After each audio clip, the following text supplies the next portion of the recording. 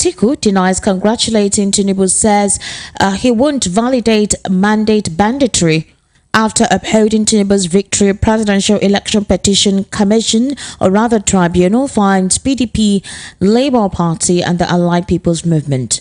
Kenneth Okonkwo reacts to tribunal ruling. Details now.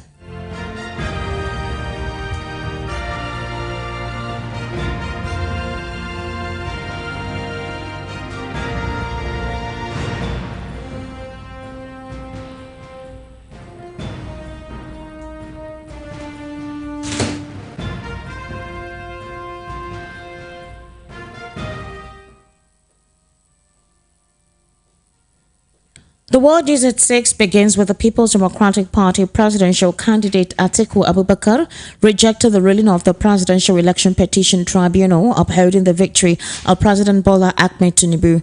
VOP News gathered that Atiku, who spoke at a press conference in Abuja today, said he would not accept the ruling. Let's take a listen to him earlier today.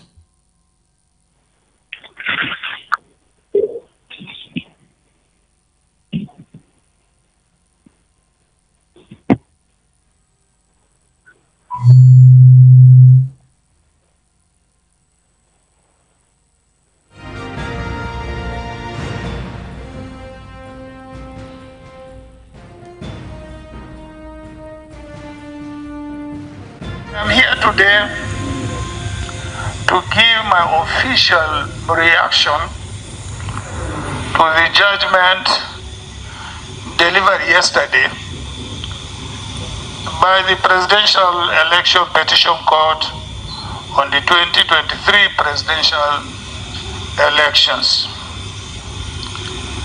As you already know, I approached the court following the declaration of INEC or by INEC that the APC and its candidates are the winners of the February 25th elections. My decision to go to court is anchored in my belief that the court is the sanctuary of justice. The journey of my political career, as you know, holds so much to the courage and fearlessness decisions of our judiciary. Indeed, I am no stranger to legal battles. And I can say that I have a fair idea of how the court system works. All through my career as a politician, I have been a fighter and will continue to fight.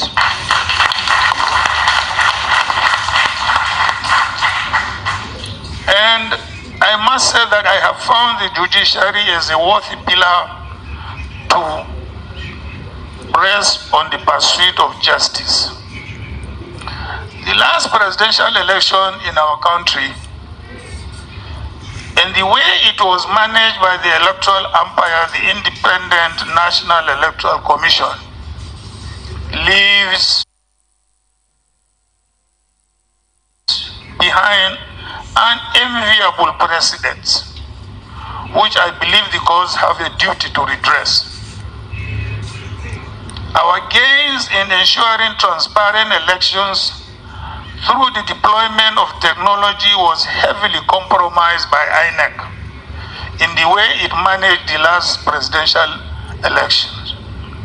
And I'm afraid that the judgment of the court as rendered by the Presidential Election Petition Tribunal yesterday failed to restore confidence in our dreams of free and fair elections devoid of human manipulations. Like I did say at the beginning of this legal battle, when I instructed my lawyers to file my petition challenging the outcome of the presidential election, my ultimate goal in this pursuit is to ensure that democracy is further strengthened through the principles and processes of fair hearing and justice. Gentlemen of the press, I take great pains to tell you that the decision of the Court of First Instance on this matter utterly fails far short of expectation. I am therefore here to tell you that though the judgment of the court yesterday is respected, it is a judgment that I refuse to accept.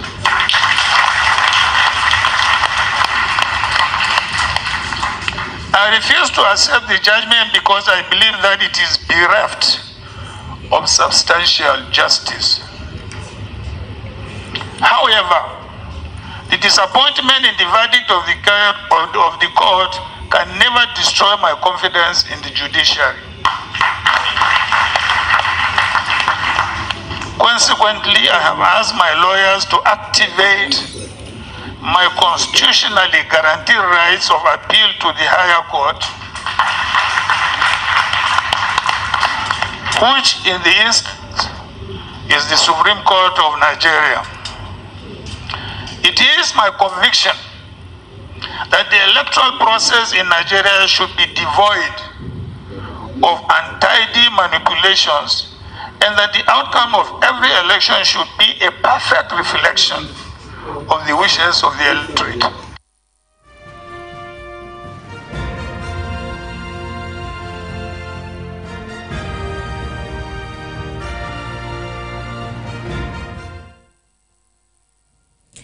And that was Atiku Abubakar earlier today addressing the world actually on him rejecting the tribunal's ruling yesterday.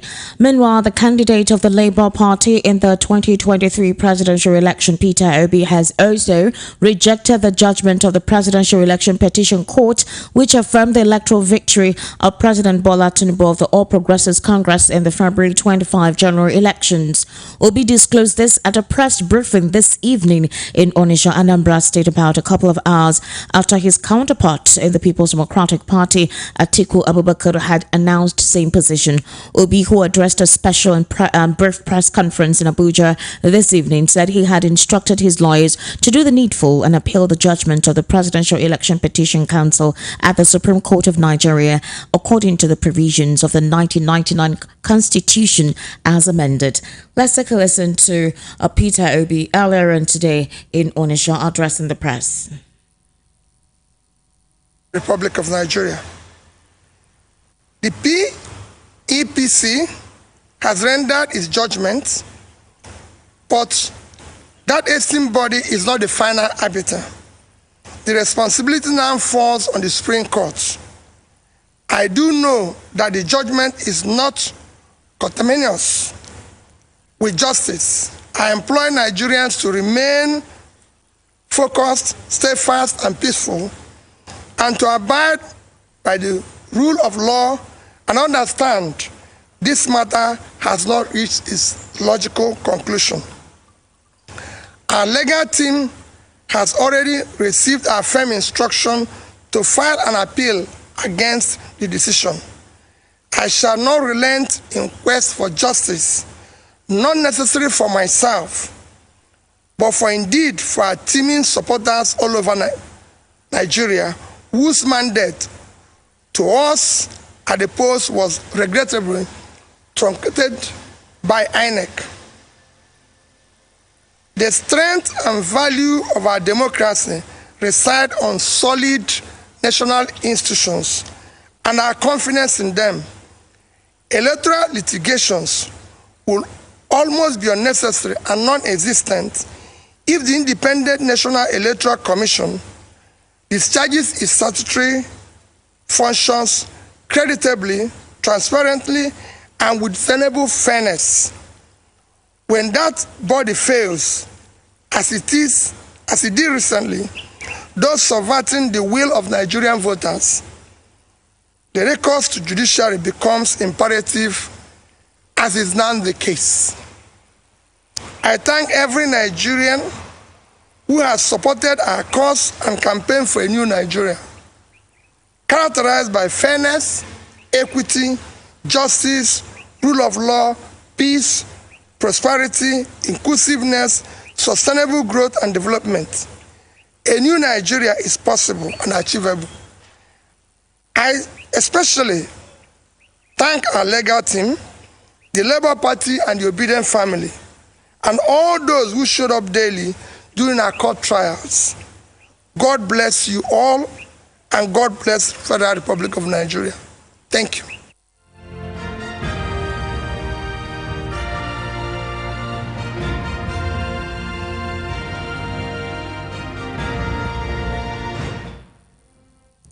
And that was Peter Obi earlier on today in Onitsha addressing the press, saying that the case continues as the mandate is not yet over, but will continue to be fought on as we proceed to the Apex Court, which is the Supreme Court. Now, in order for us to actually have a conversation on what the presidential candidate of the People's Democratic Party and the presidential candidate of the Labour Party have actually said, I have the telephone, a legal practitioner, a political affairs commentator, a social affairs commentator as well, Barrister Eze Eluche. Barrister Eze, good evening and welcome to the World News at 6. Thank you very much for having me in your studio, though virtually. All right, thank you, Barrister. So here is the thing. We need to analyze what exactly transpired yesterday. We had a conversation on this at the World News at 12, but there are questions. Now, a couple of critics who have looked at how the tribunal ruled out its judgment yesterday by dismissing all the petitions that were tendered by the Labour Party. Critics said even a 300-level legal practitioner would have known that they would have tendered stronger petitions by providing evidence at the Presidential Election Petition Tribunal, as it almost feels like the Labour Party made the case very easy for the tribunal to dismiss, especially cases where they talked about the fact that the areas where you feel you were disenfranchised, there was no evidence to display that. A couple of other issues that were ruled out by the Presidential Election Petition Tribunal. Other critics, especially supporters of the People's Democratic Party, including the presidential candidate, has said that what transpired yesterday was electoral banditry. Barrister Eze Eluche, what's your line of thought based on the feels or the feelers coming from these two camps? Well, thank you very much. Let me start by clarifying to Nigerians. There are three ways, basically, by which a petitioner can win his case in a tribunal. Okay. And these three, any of them works. When you succeed in any of the three, you succeed and you can be declared a winner. Number one is to prove that you have more votes. In the number of valid votes cast, you won more, or that you won against the petitioner. The second one is that there were glaring irregularities which made the elections just useless. And the third one is that the candidate who you are petitioning against was not qualified to even be a candidate.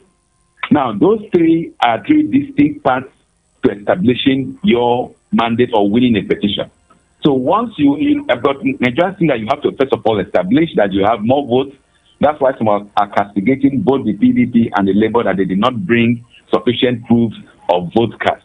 But if you rely on the second or third, which is the issue of the non-qualification of the other party, the person that was declared winner to be a candidate, you can still win the petition. Or that there was blind irregularities which made the elections useless, and so the election should be cancelled. So, in my opinion, the petitioners actually established two out of these three, and that is the issue of blind irregularities and the non-qualification of the person declared winner to be made for the elections to be and for the victory to be annulled. But the court, I will not say in its wisdom, because what the court did, what the tribunal did that yesterday, was a travesty of justice.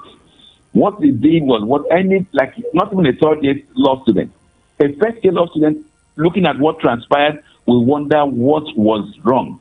And I'll point out as 4 fundamental errors which the tribunal committed, which vitiated whatsoever it did. And these are fundamental.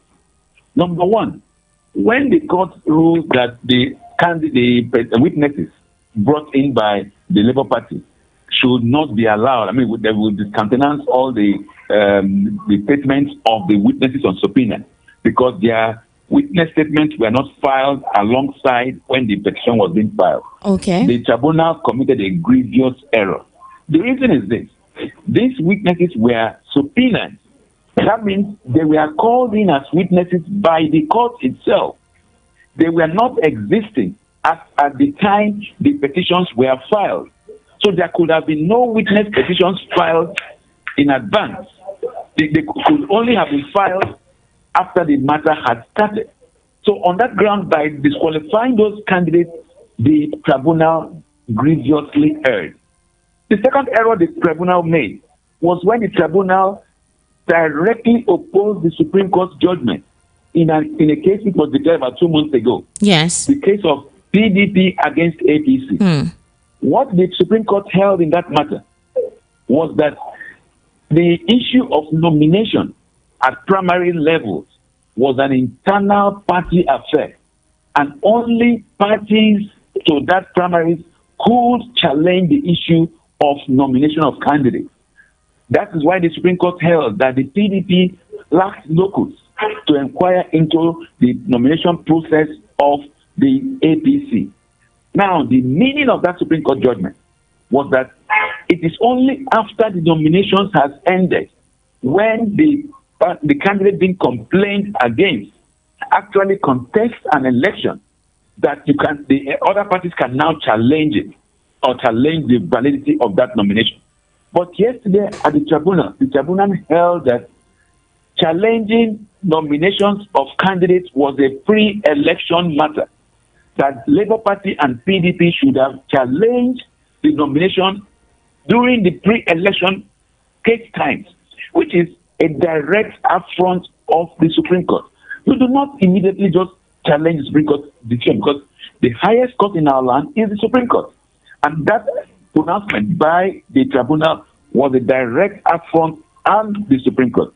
The third one was the comment by the court that INEC regulations, the pronouncement by INEC officials that should guide the elections, were virtually unnecessary and useless.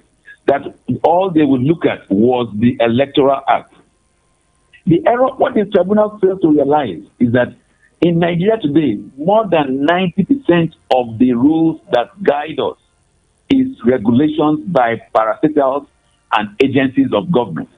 The laws, the statutes passed by Parliament are very few. Okay. Let me give you an example. The road traffic laws, road traffic regulations, are regulations made by the Vehicle Inspection Office and other agencies. But there is a law which is hardly even approached. You get ruled by the regulations. What the tribunal made by what the tribunal meant or ruled by saying the regulations are unnecessary is virtually that all regulations, all pronouncements by INEC, by all agencies are ineffectual. And that is a very dangerous sign, because what it now means is for even the by-elections going on, whatever INEC says, whatever regulations they make are useless. People should not take it into consideration. But Barrister Ezeluche, the reason why I want us to have a little breakdown of most of these things is that there was high anticipation for what the Election Petition Tribunal judges will disclose to us yesterday. And the streets were quiet. I'm trying to be factual about the situation. President Bola Ahmed Tinubu, his victory was upheld by the Presidential Election Petition Tribunal, but the streets were empty. Nobody saw where people were singing and dancing and celebrating. And then there's a question that bears to mind, that when it comes to leadership, shouldn't it be what the people want? Shouldn't it be the voice of the people, the need of the people that should reverberate? That's the question. You know, a lot of Nigerians were asking yesterday, a couple of persons were disappointed that, you know, their political party, the political party representative of their preference was not adjudged as the winner. But let's look at things in context, or would I say the technical angle through which the judges, you know, tried to give their judgment yesterday. They literally just kept on giving their judgment, and this is what they said. They said allegation of double nomination raised against Vice President Kashim Shettima was false, so his nomination as Mr. Tinubu's running mate was valid. They also said that Mr. Tinubu was qualified to contest the February 25 election, meaning that the $460,000 forfeiture money that was paid for the drug-related case in the United States is not relevant. 10 out of 13 witnesses of Peter Obi not competent to testify. I need you to help me explain in what way a witness is competent to testify in the court of law. Now, the EU report on the outcome of the 2023 election, they stated was inadmissible. They also said the reports tendered by Mr. Obi's expert witness lacked probative value. The U.S. court's judgment ordering the forfeiture of Mr. Tinubu's $460,000 in a drug-related case does not disqualify him from running for the presidency. Failure of INEC to upload the photographic copies of polling unit results to IREV real-time does not invalidate the election. INEC is not bound to transmit election results electronically, and there is no evidence to show that INEC deliberately refused to upload copies of polling unit results to IREV in order to manipulate it. Barrister Eze. Yes. You see, why the tribunal had to go all that direction to make sure it nullifies or declares void all those claims by both the PDP and Labour was that virtually any of those claims would have scuttled the APC presidential the presidency. Any of those claims. Any of the claims here ideally would have scuttled, but he did not. The tribunal said that none of whatever they tendered had any evidence to it. In case of Bola Tinubu, they said he wasn't convicted. Now, please listen. Okay. What I'm saying is that the tribunal was desperate to achieve an aim that was not supported by law. With regard to the issue of Tinubu's conviction in the United States, in his haste to say that portion does not apply, the tribunal fails to realize that in the Constitution, the section that provides for conviction is the section 1371E, and that one says that if you've been convicted in the past 10 years, you are not qualified to contest for presidency. But the Labour Party and the PDP did not come under that section. They came under section 1371D. And that section provides that if you have made a forfeiture or paid a fine for any crime bordering on dishonesty and fraud, there is no mention of conviction here.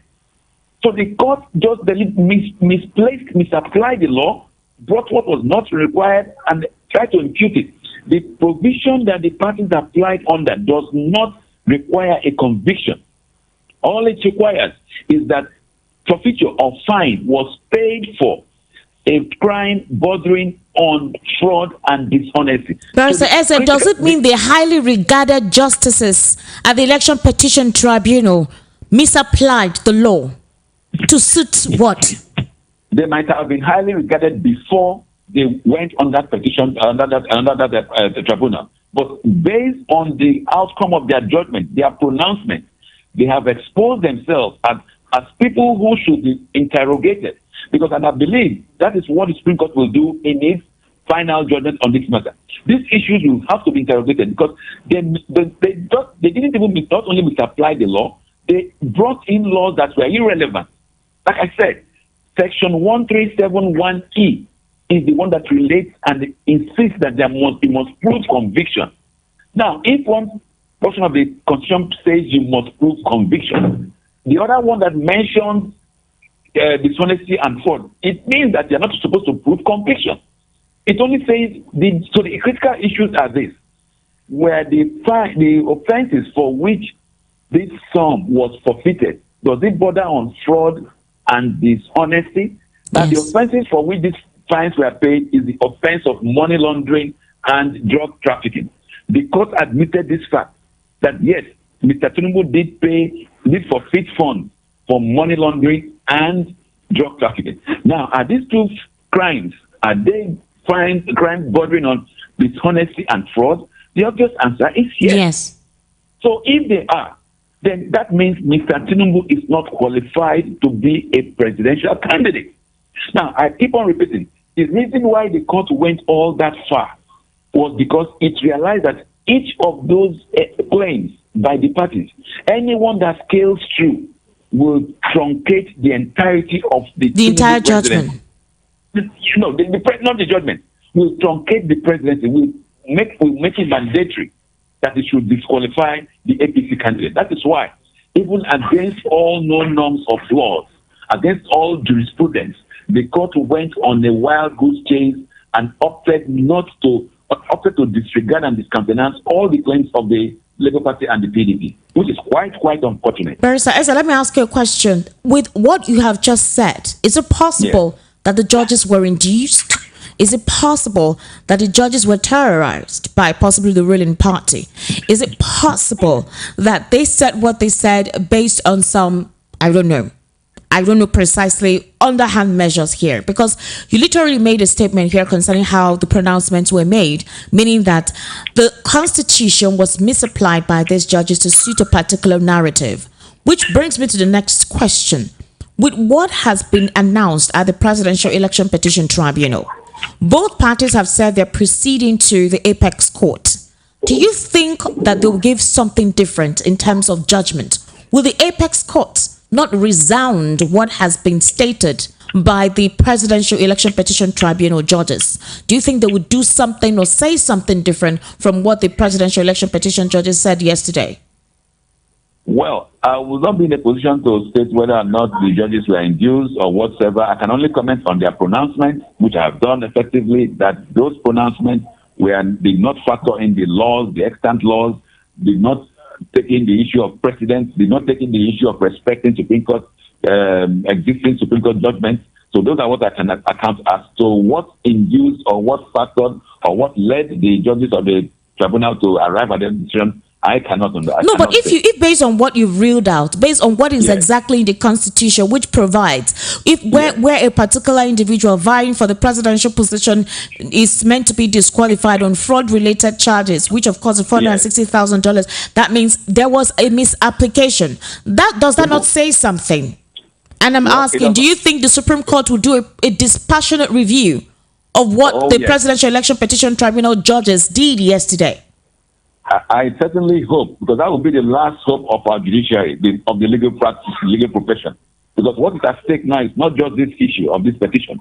It's the entirety of our judicial process, the rule of law in this country. Because the current petition, the tribunal judgment, is an affront on justice, it's an affront on our jurisprudence. So we only hope that the Supreme Court, in its final judgment on this matter, will restore hope of the common man in the judicial process, will restore the integrity of our judicial process. That is the hope we have. And we hope that the Supreme Court does not also truncate that one, because if they do, and Nigerians begin to look beyond the court system, beyond the judicial process for justice, it will not all go well for this country. Barrister Esa, thank you so much for your time on the World News at 6 right here on Voice of the People 90.3 FM. I sincerely do appreciate your input. Thank you very much. All right. And finally, before we wrap up the world news at 6, Kenneth Okonkwo, a Labour Party chieftain and one of the spokesperson of the Obidati presidential campaign, has stated that the Presidential Election Petition Court cited the Constitution while judging the issue of scoring 25% in the FCT, but failed to apply the same thing on the issue of electronic transmission of results from the polling units. This was contained in a post that he shared on his official Twitter page today. His statement is coming following the final judgment made by the Presidential Election Petition Court yesterday. In the post that he shared on his page, he said the court cited the preamble of the Constitution to explain scoring 25% in the FCT, but couldn't use a preamble to explain the electronic transmission of results. To wrap up the world news at 6, here again are the top stories. Atiku Peter Obi rejects tribunal ruling affirming Tinubu's victory. Atiku also denies congratulating Tinubu, says it won't validate mandate banditry. Kenneth Okonkwo reacts to tribunal's ruling, and Presidential Election Petition Council finds the PDP Labour Party APM after upholding Tinubu's victory. That's a wrap on the World News at 6 right here on Voice of the People 90.3 FM. My name is Esther Wachuku. Good evening and thank you for staying with us. Up next is Evening Rush with Precious.